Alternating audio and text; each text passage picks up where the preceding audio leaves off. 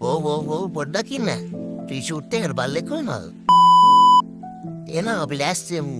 අද YouTube channel එකේ ටීෂූට් එකක් ගැන.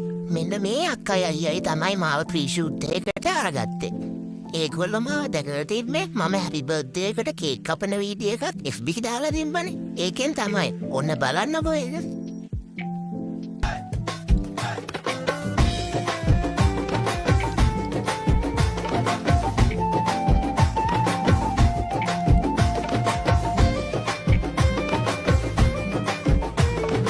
ගයිස් අපේ ලොකේෂන් එක උනේ මවුන්ට් ලැවිනියා බීච් එක.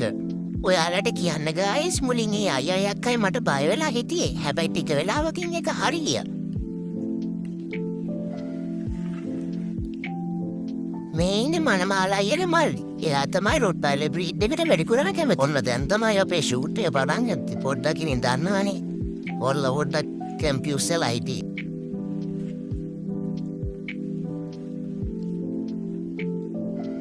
දන්නවනේ ඉතින් පොඩ්ඩක් හේරමෙට ගිහලා බැලුවා. ඉතින් ෂූට් වල ඉතින් එකපාරට ඉන්න බෑනේ. මොනවා වුණත් හොඳ අක්කයි අයියේ. මාත් ඉතින් හිටියා ෂූට් එකට. අස්සනයිද කියලා බලන්නකෝ ඔයගොල්ලෝ.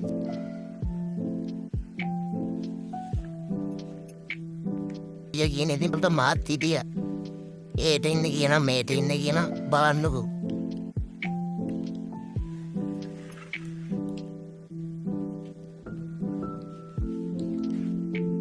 පොඩ්ඩක් ඒක විදියට ඉන්න එක තමයි පොඩ්ඩක් අමා ලොක්කමව දාලා ඇති කියලා අවදානෙන් ඉන්නත් එපේ.